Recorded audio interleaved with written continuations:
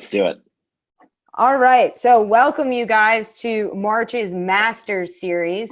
I know last week we talked a ton about relationship marketing. I know that's going to be a common thread that goes through a lot of our conversations, obviously today, and then throughout the year. And part of that really is because I have a deep belief in the value of relationship marketing. I understand that jobs are built through, in my opinion, just buying leads and kind of the quick success. But I feel like careers are built through relationships. And I don't think that that's just something unique to real estate. I think that's kind of universal throughout the professional and business world and just kind of human world that we exist in. So we have a very special guest, somebody near and dear to my heart, Zvi Band, who is the founder and CEO of Contactually, which I know many of you use, which he will probably be excited to hear.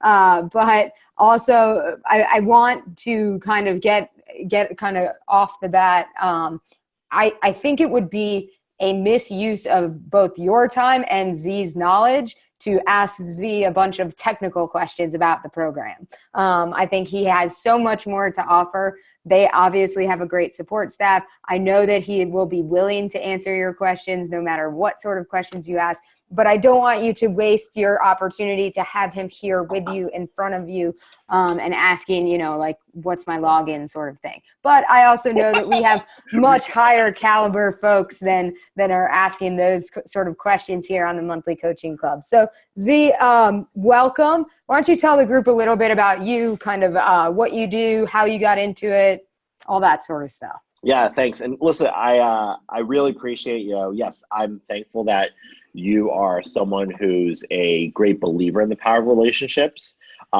However, I think a lot of people are. What really has set you apart, which I'm thankful for, is you are incredibly good at building relationships yourself, which is a hard skill, and teaching others too.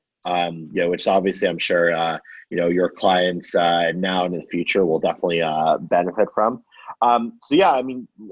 Contactually, so first off, I have to share, I'm not an agent. I'm buying another house right now, and I'm a nervous Nancy consumer, just like anyone else, asking my realtor to hold my hand. But I learned early on in my career that my relationships were my most important asset. I'm a software developer and actually a really introverted one at that. But I learned throughout a couple experiences right after graduating here in DC that who I knew, but most importantly, who knew me, that was going to be what unlocked amazing opportunities for me then and now and in the future. And so I've now invested my time and a good chunk of my life to helping people build and maintain better relationships and actually applying strategy around that. Very cool. No, I love that. And I think part of why I wanted to have you on the show today is also you hit on something that I love about you, is that you are quite a bit of an introvert. And in your line of work and in any sales line of work, it's difficult to be an introvert and to kind of build those relationships. And it's something I think you do really well, despite being an introvert. So I get a lot of people saying to me, I'm an introvert. I can't do the relationship thing. I struggle with it. And I totally understand that. But that's a big reason why I wanted to have you, because I dispute that fact. Yeah. I do not believe it. One of the funny things is, if you read Dan Pink's To Sell is Human, he argues that, it's not extroverts that are the best salespeople, right? It's really more like the introverts or more like the ambiverts, right? And so I actually, and you talk to a lot of the big speakers that, Alyssa, I know you're friends with, right? They're on stage, they're yelling and screaming and shouting, etc. And they get off stage and they're very quiet, reserved people who would frankly rather have dinner alone, right? Totally. And that's completely okay. That's a very big difference. I think the benefit of introverts, and honestly, the thing that extroverts have to do is, we're able to be more intentional around our outreach, right? I can't just walk into a room and just kind of start sling business cards and meeting people and getting to know. I need to walk in, I need to psych myself up, right? I need to have strategy. I need to know exactly what I want to do, which I think, has helped me in the past for sure. No, I think that I love that you make that point, because I think another common theme that we have running through a lot of our conversations is this idea of mindfulness. And Yep. you make such a good point that an introvert, because it's not their strength and really their skill set, they have to be more mindful about their actions, which I think that's a really well received point on my end. So I want to ask you, because I think one of the things that I've always really liked about Contactually as a product and what you do is you guys talk a lot about how Contactually was created because you sort of saw business software as more of a chore, something people had to use, things that people like, they were forced to kind of go through the motions. And you created Contactually wanting to make it something that people enjoyed doing and something that, essentially enhancing the experience. And kind of the common theme that I saw there is that's what a lot of real estate agents are doing. I mean, anybody buying or selling a house has to go through some of these motions, but a lot of what makes relationship marketing successful and a lot of real estate agents successful is this idea of enhancing that experience. So talk a little bit about some things that you tried to identify and kind of what problems you were sort of solving and how that might apply to real estate. Yeah, absolutely. And I think there's this, you and I attend a lot of the same conferences, and there's always this fear mongering, and it's not just applied in just, in the real estate industry, but in the world in general of, technology replacing the human being or taking humans out of the equation. And I really think, yes, like that will happen, right? Or technology may shave off a lot of things that people would do, or maybe lower tier industries. That is really, that is definitely really important. The key thing that we think about is how could actually technology help us, right? How can humans plus technology become superhumans? That is what's really cool. So, for example, for us, when we started, one of the reasons I started this is I was trying to use other CRMs, but they just kept making me do more work, like put data and log contacts into CRMs. And I said, well, this is BS, right? Like, why should I have to do this when a computer can do it for me, right? And so, Contactually, we built it so it goes out and it scrapes your emails, phone calls, text messages, things like that. That's been a key thing. Or nowadays, we're starting to think even further, like, hey, what if technology could help us tell you, Alyssa, the best time of day to send an email to someone, right? Because we know more than you do. So we're not replacing you, but we're helping you be better at being personal and authentic in your relationship marketing. Yeah, so I love that idea. So maybe if I can draw this connection, so maybe in real estate, a way to do this is to say, okay, I know that somebody buying a house, for instance, is going to need to get homeowners insurance and is going to need to set their utilities up and do all of these things. Our kind of institutional knowledge of the timeline of things and when they need to do that, we can sort of solve that problem by thinking ahead for them and prepping them with those situations, similar to how you're talking about sort of scraping your emails and text messages and pulling that content out, right? Absolutely. I mean, just a core thing, if you've ever read Steve Allen's Getting Things Done, right? It's like, how can I delegate as much of the stuff that I don't need to do myself, right? Yeah. Either delegate or automate. And I don't think you should necessarily be looking at a spreadsheet, figuring out, well, what is the best thing I need to do right now? Where is everything? That should be handled by someone else, right? Yeah. Either by, a virtual assistant, a transaction coordinator, or by technology, right? So that's why we said, well, you should not have to tell a computer when you talk to someone, because it should just know already that you did it. So, now then that's a perfect example of technology not replacing you. It's helping you do what you do best more of the time. Right. No, I love that. And I think, so guys, if you're trying to take what Zvi is talking about and then implement it in your business, this isn't only about, obviously he's coming from it from a software angle. One of the things that he did that I think is so unique is he's identifying these problems or these pain points in a process, and he's creating the solution. He's doing it through technology. A lot of what we can do is also through technology. We're not developing it. But one of the things I always recommend to agents that they do at least once a year is go through and write an exhaustive list of start to finish what happens when you're a buyer, what happens when you're a seller, and identify those things that, for lack of a better term, suck. Identify those pain points and think about, what can I do to make these things easier? Can I help them provide moving boxes? Can I coordinate certain repair appointments? Can I do these sort of things to give them an experience that is above and beyond what anybody else is providing? So yeah. Or another thing that we recommend that people do is even just like rewind your calendar by a week and look at exactly what you did, and not just what's in your calendar, but like what are the different things you did, what are the tasks you did, and think to yourself, all right, well, for next week, what could I not do, right? What could I have someone else do, right? Or what could I automate in some way, right? mm-hmm. That's why I think, the power of like automated campaigns or programs isn't to do drip marketing. It's to script out the things I know I need to do or things I need to say already, without having to write down a message from scratch every single time.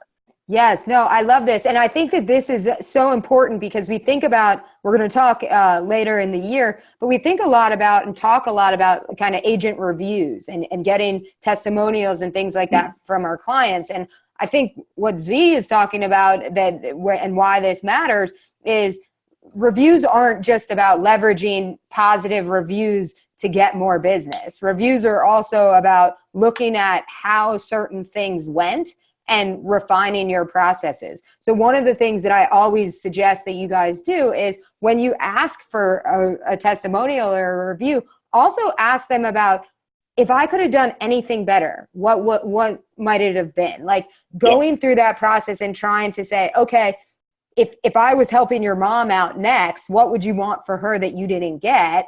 That helps you grow. And frankly, in my opinion, kind of tying it full circle back to relationship marketing, that shows that you're committed to next time around ensuring that you're doing an even better job than you are this time. And it shows me in terms of me wanting to give you future business of my friends that, look, this thing that was kind of a pain point for me, but not enough that I was like, I'm not working with them, is getting addressed in the future. And so I know my friends are going to have an even better experience than I did. Yep, absolutely. And that actually touches on a really important part of relationship marketing. And, this is something that's come up more recently as I've talked to more and more key professionals who are really at the top of their game. They've all completely screwed up, right? Everyone has sent an email they shouldn't. Everyone has forgotten to follow up. Everyone has made a bad first impression on someone, right? Everyone has done that, right? But what matters is they learned and they iterated and they're persevered, right? And so I think a key point is, especially when it comes to automating things or scripting things, you're going to be terrified at first and you're probably going to be bad. I'm still bad at a lot of things. What matters is that you can then can learn and iterate from there and get better and, change those plans and learn what works and what doesn't, and then and then upgrade from there.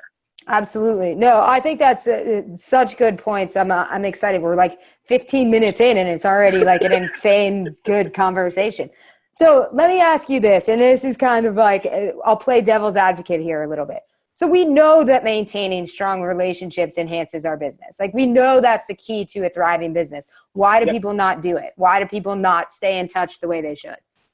I think a few reasons. One is, listen, there's enough science out there that has proven that the human brain can only track up to 150 people at any one point in time, right? And so I always say, like, try and write down everyone you know, just as a test, right? Or every client you've worked with, right? You can't, right? Like I can sometimes, if you ask me to write down every employee I have, I hate to say I'm going to miss a few, right? And we only have 70. It becomes a very hard thing. So the human mind can only track so much at one point in time. There's the time decay of memory, right? Again, if you can't remember what you had for breakfast 2 weeks ago, how are you going to remember who you met with 2 weeks ago? I don't even know what city I was in 2 weeks ago, right? So that's an important thing. And then the last is, this is becoming more and more prescient nowadays is, let's face it, I'm a strong believer in technology being able to help us be better humans and be better at what we do. But it also can disrupt us at the same time too, right? And so one of the things that we see with technology is it's trying to interrupt us more and more, right? Our parents or grandparents didn't have to deal with an incessant bevy of push notifications on our phone telling us what we need to do, right? Yeah. Nowadays, we look at our inbox. Our inbox is sorted by recency, not importance, right? We're reacting to the urgent, not to the important. And I think that's been a very big shift. And that's probably the scariest things is we're so reactive to what is being pushed in front of us that we're not going on the offense and thinking, well, what can I do that will really help my business the best nowadays? And so that's really the shift where I think we need to be much more intentional and mindful around our relationship practices, because honestly, the world around us is not helping us with that. Right.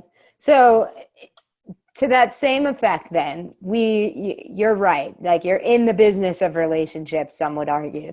And we get this, there is this kind of double-edged sword element to tech where it can be an asset and it can be a curse. We all kind of get in our own heads, and we were visited last month by Laura Vanderkam, who's a time management expert. And she talked about kind of that this need to react is sort of self-imposed. What's your take on that in terms of kind of enhancing and maintaining strong relationships? And, are we expected to be as responsive as people as we think? Oh, absolutely. I think there is some truth in that, right? I don't mean to say that, like, and I actually kind of, reject a lot of the attitudes around a lot of people I know saying, oh, I only check email once or twice a day, right? Or I get these weird autoresponders saying, hey, I don't really check email anymore. Or when I come back from vacation, I'm deleting everything in my inbox. Yeah. I think that's a little too snooty and kind of, high nose for that. Like, in truth, like, that is a core communication channel. I do think, however, like, what is important is that we have to make sure that we have times where we can be reactive, but we also have to have times where we can be proactive, right?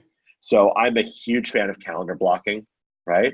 And yeah, I think it is okay that, if from 8 to 9 a.m., you're not responding to text messages. Right. Now, that's completely okay.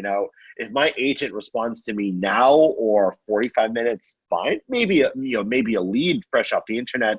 All right, there's some truth to that.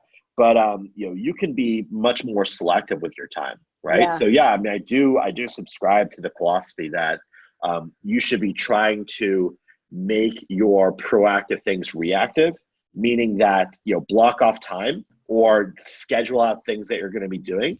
So in the heat of it, you're simply reacting to that action, right? Right. Okay, I'm 100% driven by my calendar these days, right? I wake up in the morning and I know what day I'm going to have by what's in my calendar. And so, fine, schedule out. So I'm reacting to that time where I'm able to focus much more proactively on my relationships.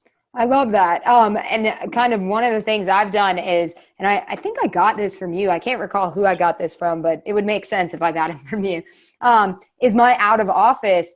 I kind of give them the one shot and acknowledge, like, my out of office reply essentially says, hey, thanks for shooting me an email. I'm actually away from my desk. I would say that I have limited access to email, but the reality is I have an iPhone. So I got your email. And I kind of tongue in cheek point out, like, look, I understand. I see it. I'm also trying to give my family the time they deserve while I'm on vacation and not dial into things. And so I kind of give people the next step and the next out to say, if you believe what you're contacting me about is truly urgent, please send me a text message and I will respond. And so I do kind of give them the choice. But what I found is by forcing people to kind of pause and sort of be mindful about why they're reaching out, you also can kind of set the expectation of what is truly urgent.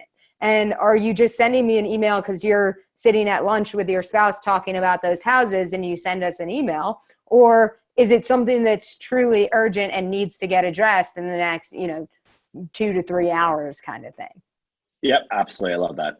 Yeah, so I think that, you guys, is a really, really strong way to kind of engage with people and set that expectation of, look, yes, I'm getting it. Do I really need to respond, without kind of being a dick about it, so to speak?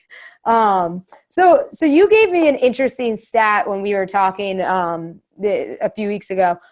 So NAR has this stat that 88% of clients report that they would work with their agent again, but that only 12% of consumers actually do it. I was astounded by that stat. I for some reason, of course, have never read that stat. I don't read a ton of stats, but that's an astounding stat that 88% of people say, yeah, I would do this again, but only 12 do. So where is that disconnect? And like, what do you think could kind of solve that disconnect? Yeah, and I mean, let's actually and we can talk about real estate, but actually let's first kind of connect to the human condition. And this is an issue in other industries as well, right? It's well known in sales in general that most deals are lost in the middle of the funnel, right? Why? Because the sales rep just doesn't do the damn follow-up. We've seen it time and time again. There's HubSpot publishes tons of stats about it. It's shocking that it is still an issue these days. So we don't have to be so self-flagellating in the real estate industry that like, oh, no, it's just that we're bad professionals. No, humans are bad professionals. Like, let's be clear about that, right? So most deals are lost in the middle of the funnel, and that's the case, right? I'm buying a house right now. My agent, from my first condo, she bought me a breadboard 5.5 years ago and hasn't talked to me since, right? And it says something like, thanks for buying with me down below or something. Yeah, underneath. Yeah. So you don't even see it. Yeah, exactly. So and I actually don't even, if you ask me her name, I remember the brokerage she's with. I don't even remember her name, right? Wow. So yeah, of course, I'm not going to be working with her again. I have no relationship with her, right? And that's a big problem, right? And I understand that, right? If Alyssa were to tell me like, hey, Zvi, I'm not going to buy Contactually for 6 years, I'd be like, well, I've got someone who's going to buy it tomorrow and the day after and the day after. I'm not going to follow up with you, right? Yeah. And I think, we get pushed into that short-term mindset, and that's okay, right? It's okay to have that short-term mindset, but we also still have to be thinking about the business, how we get tomorrow. My team, right?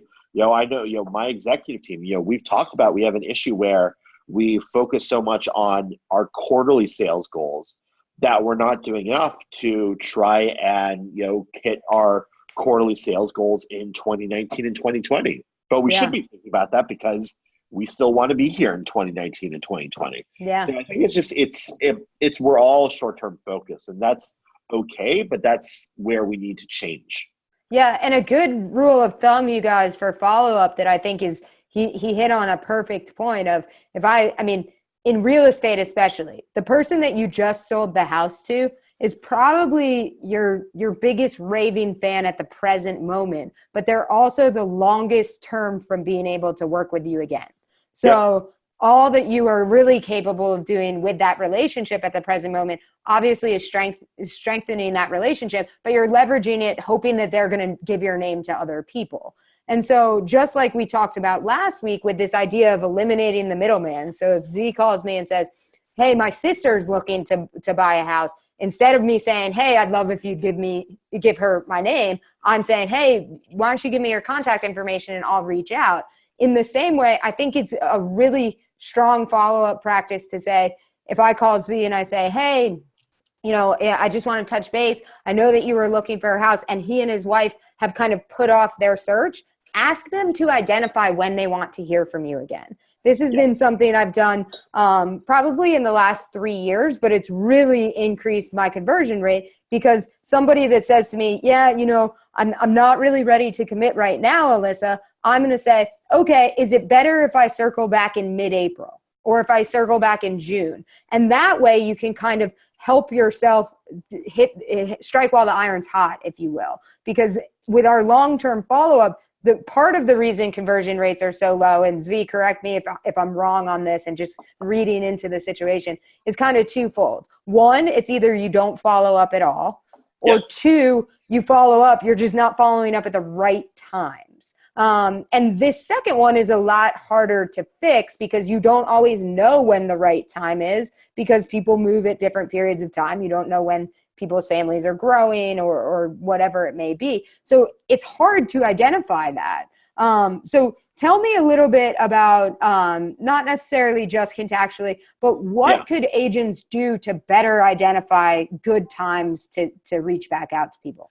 Yeah, absolutely. Well, and so in terms of good times, I mean, listen, there are a couple key points. One is I think it's important to always, let's say, deviate from the norm, right? I hate to say it's time to stop the Christmas cards, right? Why? Because, you know, everyone's already getting an inch thick stack of them. Yes, like if I do, like, I'm not saying don't do it, right? But like, that doesn't suffice, right? Because you know, if you're trying to do what everyone else is doing, you're just going to fall in like, okay, cool. Yep. I just, you know, just another one in the pile. But let me ask you this, because I kind of agree with you. I'll go with that.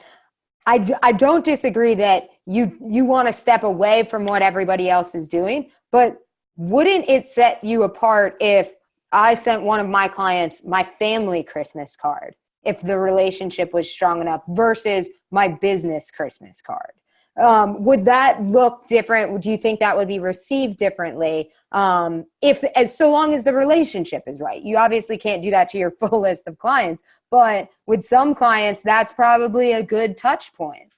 Yeah, absolutely. No, I'm all for that. I mean, in general, I think the key point that we may have to be comfortable with is every interaction should be meaningful, relevant, and valuable.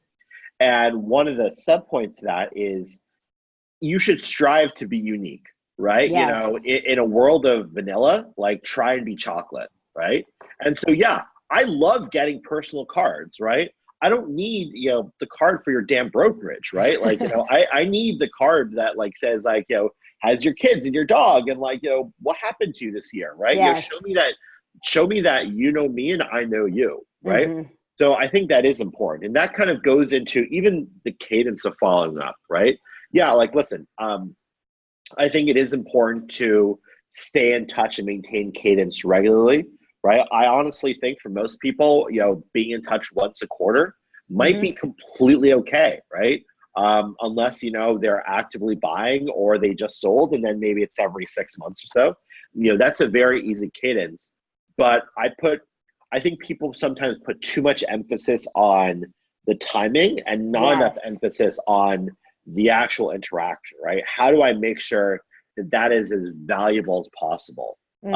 So I think that's probably where people need to be spending more time on. Yeah, that's such a good point. It's like the analogy of, you know, like we all were in high school or middle school where you had like the one kid in class that just always had something to say, even if it was irrelevant and added no value to the conversation. And like, we do this at conferences too. Like there's a certain point where we're all rolling our eyes, or like CE classes where the one person is raising their hand and you're like, dude, we have to be here. You're not adding any value. I think that's like, I liken that to follow up of don't follow up every month just because that's what you think you're supposed to do. Follow up with actual value and content that people appreciate. And I think your point is so well received by me in terms of that's what's going to get people to continue answering and continue to build that relationship versus my realtor won't leave me alone kind of thing. Like, I really think it's like, it is one of those things where, you know, if we imagine Mindshare as like, you know, as a value that changes over time, right?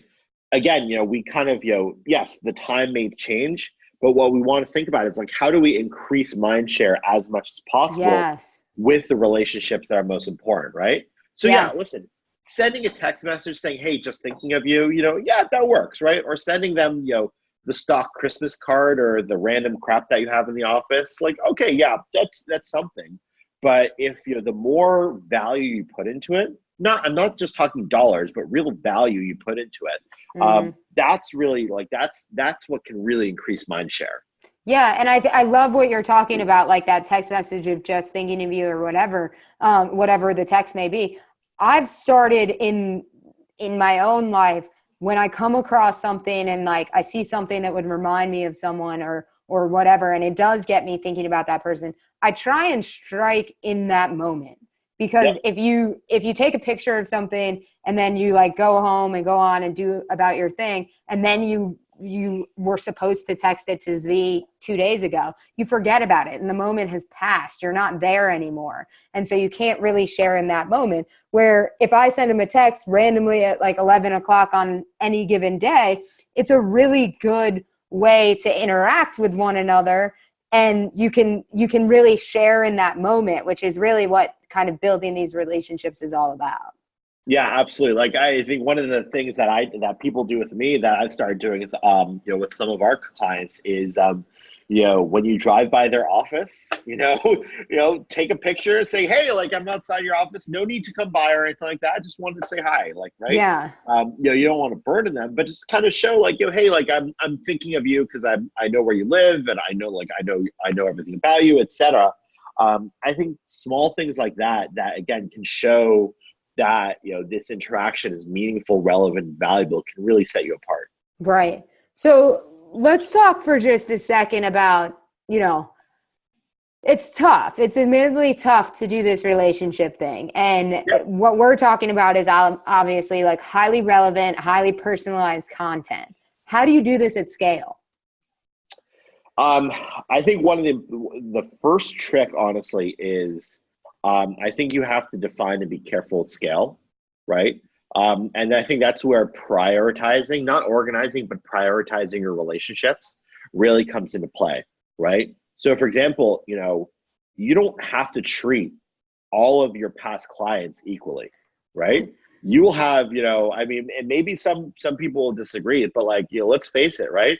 There'll be some people that you can tell, all right, that's probably the last time I ever speak to them.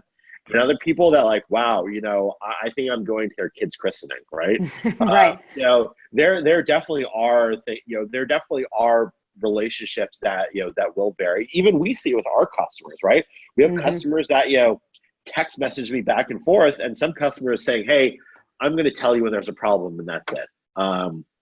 Okay, that's fine, right? But that means I'm going to be treating people very differently. Right. So I think that alone can help you with time, because so some people may just get, the Christmas card with the stamp on the back, that's it, right? Other people, those are the people that will get the much more personal outreach, right?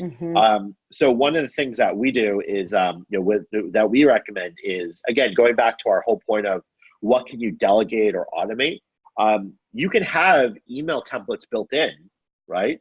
And have an email like scheduled to go out to 500 people in your sphere. But then with the 20 or 30 people that you have a tighter relationship with, right? All right, go in and like add a little bit of a customization, right?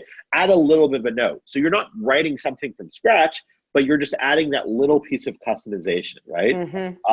I think it allows you again to like automate as much as you can, but then layer in that personal, authentic relationship for the people that you truly care about the most. Yeah. And guys, I know I mentioned this last week, but one of the great ways to do this, I have found it at the very least in Contactually, for those of you that are using Contactually, which I know is most of you, which is why I even mentioned this. But I tag people in this way. And the reason why I do that is I've found it searchable.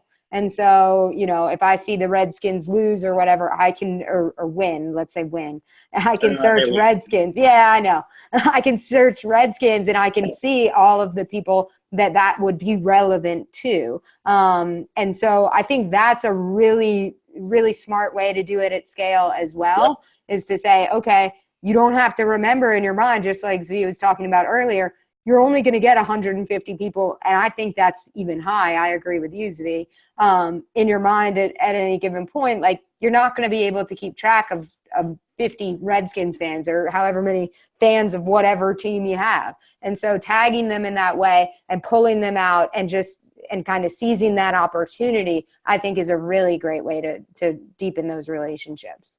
Absolutely. Yeah. And I think that's where, again, a lot of the times when people are concerned that they're not able to spend enough time on relationships, a big part of it is that they're trying to focus on too many people, right? Mm-hmm. Or they're treating all those people evenly, right? A lot of people might be fine with a monthly newsletter, right? But then, see who responds to that or see who opens the email. Yeah. Those are the people that maybe you spend a little bit more time with.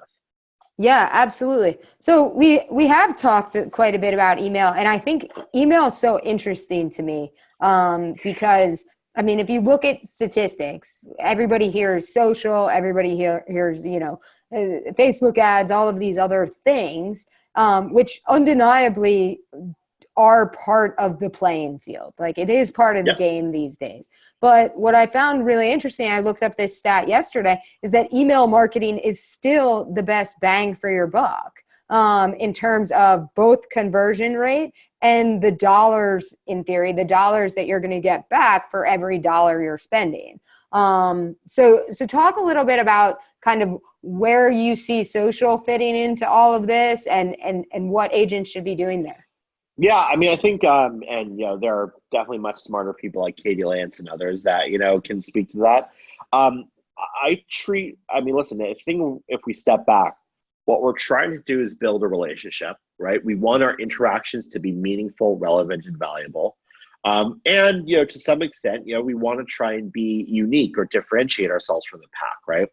So I think it's important that you kind of then treat all of those channels as a basket, right? Email, phone, text message, pop-bys, handwritten cards, Facebook, Twitter, LinkedIn, Snapchat, whatever you want to do these days, right?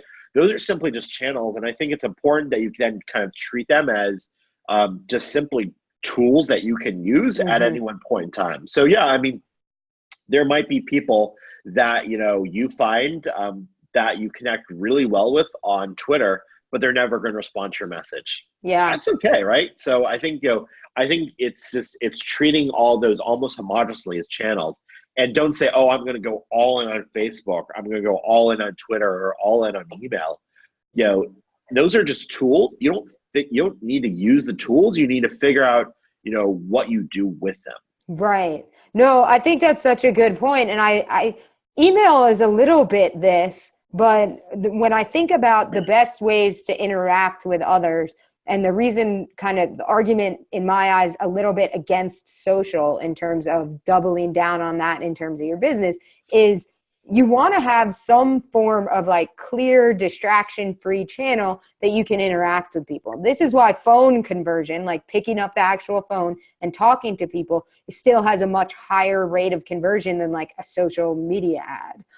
Because on social, this is what you are. Somebody's scrolling through and they're seeing your post. They're getting a notification, but I don't know about you guys. When I log on to Facebook or even on my phone, I don't just have one notification. I have 2 to 3 at any given point. And so I think that to me was really well understood of, okay, I need to get their attention and have that conversation with them if I want to have that relationship. So that is a really good point, Zvi. Yep, absolutely. So let's talk a little bit about kind of engagement. So what sort of like content and communication do you believe is best for kind of driving this engagement? Because engagement is the key, arguably, to actually building stronger relationships and maintaining these relationships. What do you mean by that? So say you're trying to interact with people that I've always felt, and maybe this is, again, just my personal feelings, if you're sending out emails or making a phone call and kind of just checking things off the list, it's not really going to drive a real relationship. What'll drive a real relationship is a conversation where you're getting something back from someone and they're either engaging with your content or with your communication. Do you think that there's kind of better content to drive engagement or better forms of communication to drive engagement?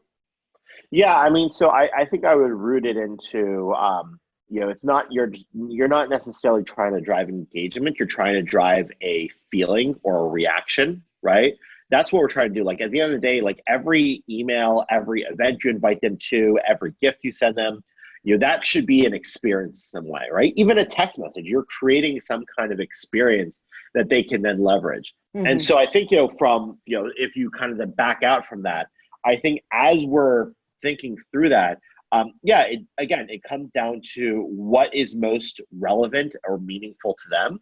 I think, and that's where I think you do have to modulate it and testing and learning. So for example, I've learned the worst thing I could do is write a long form email to my network, right? Why? Because most of my network are busy executives or CEOs or professionals like me. And I know when I get a long message, I'm like, I just don't have time for this. Maybe I'll flag it and I'll read it at some point, right? And so I've learned, just quick bullet points, right? How you doing? Just checking in. Here's a couple updates on me. By the way, this is a great article. That's it, right? I think, I think it is modulating it towards what works best for the person. But again, if we're centering around how can I create value for them or be of value to them, then you have a lot more flexibility. It's not just kind of saying, all right, I'm going to send them a market update. Maybe they don't care about a market update, right? Or maybe they do, or maybe it needs to be not like, the 6-page long market emails that some tools send. Maybe it needs to be, hey, so by the way, I've seen home prices in the area increase by about 30%. And here's your, here's the new comps for your area, just at a rough level. Not even something they need to click on, but like an image pasted in. I've seen those kind of drive much higher engagement than 16 graphs that an economist needs to understand. Totally. Well, guys, before I wrap up, I'm going to ask Zvi one more question. But if you guys have any questions, be sure and drop them in the chat or the Q&A, and I'll get to those right after this question. So Zvi, you're talking a lot about value, and I love this concept of value. If you could leave our members with sort of one takeaway in terms of how do you know what's valuable, what would it be? That's a really great question. Or how can an agent be better at determining what is valuable to their sphere? Yeah, I mean, listen, there's the measurement, right? I actually think it's completely okay, especially if you're a newer agent or more experienced, like saying, hey, ask them what would be valuable for you, right? Hey, I send out, I tend to send out restaurant recommendations.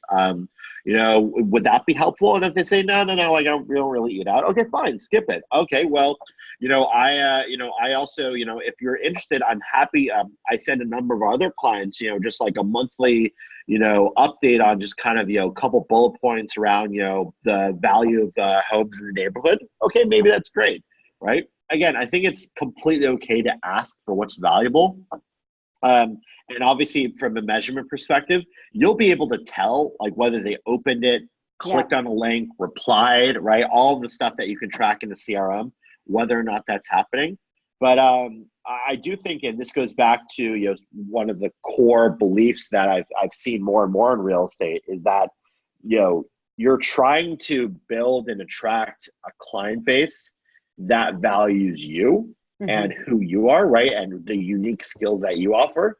So I think it's completely okay to skip what you're hearing on stage, skip the best practices, ignore what's in the vendor alley, and really think about, what are the pieces of value that I would find valuable or I want them to find valuable, right? That's good. No, I think that's fantastic. You guys, I cannot thank you enough, Zvi, for joining us. This was, my brain is already, the wheels are turning, and I think I'll rechange my weekly email that I send out this week. I love your email though. Oh, good. Well, no, I love it. Thank you so much for joining us. We loved having you. You are invited back anytime you would like to join us.